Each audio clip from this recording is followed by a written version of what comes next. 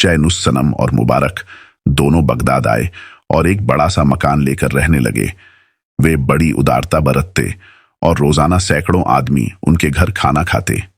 उस मोहल्ले में मुराद नामक एक ईर्ष्यालु व्यक्ति रहता था जो प्रत्येक धनवान से जलता था, क्योंकि वह स्वयं निर्धन था। वह जैनुस सनम की उदारता का यश सुन सुनकर कुढ़ता रहता था।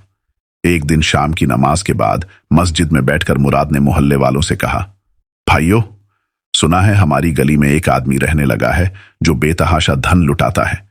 शहर में शायद ही कोई ऐसा आदमी हो जिसकी उसने सहायता न की हो। मुझे तो ऐसा मालूम होता है कि कोई चोर डाकू है, वरना उसके पास इतना धन कहां से आया। हम लोगों को सावधान रहना चाहिए। खलीफा को मालूम हुआ कि हमारी गली में कोई अपराधी रहता है तो हम सब भी जाएंगे। लोगों ने कहा, तुम ठीक कहते हो, हमें इस आदमी की शिकायत कोतवाल से कर देनी चाहिए। तुम खुद ही यह काम क्यों नहीं कर देते? मुराद बोला, अच्छी बात है, कल मैं ही कोतवाल से उसकी शिकायत करूंगा।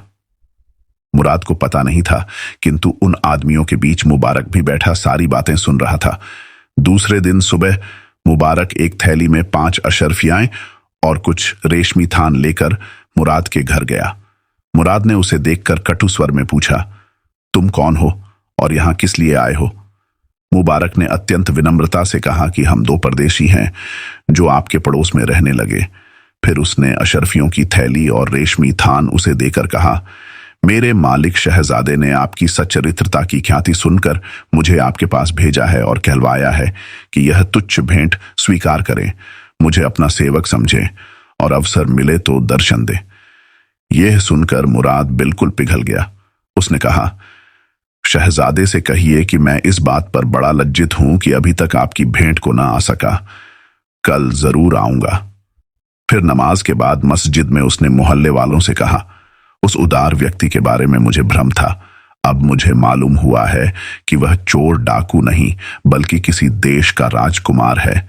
अब उसकी शिकायत कोतवाल से करने का कोई मतलब नहीं है। अन्य लोगों ने भी मुराद से सहमति प्रकट की। दूसरे दिन मुराद अच्छे कपड़े पहनकर जैनुस सनम के पास गया। जैनुस सनम ने उसकी बहुत खातिर तवाज़ो की। मुराद ने पूछा, आप इस नगर में किस उद्देश्य से आए हैं? जैनुस सनम ने कहा, मैं एक 15 वर्ष की अत्यंत रूपवती कन्या चाहता हूं जिसका मन भी उतना ही निर्मल हो जितना उसका मुख। मुराद ने कहा, ऐसी कन्या का मिलना कठिन है, किंतु मेरी जानकारी में एक ऐसी लड़की है। उसका पिता एक भूतपूर्व राज्य मंत्री है। उसने अपनी बेटी की संपूर्ण शिक्षा दीक्षा खुद की है। वह कन्या अनिंद्य सुंदरी भी है। चाहेंगे तो उसका पिता उसका हाथ सहर्ष आपके हाथ में दे देगा। जैनुस सनम ने कहा, लेकिन मैं उसे पहले खुद देखूंगा। मुझे शरीर के सौंदर्य के साथ मन का सौंदर्य भी चाहिए।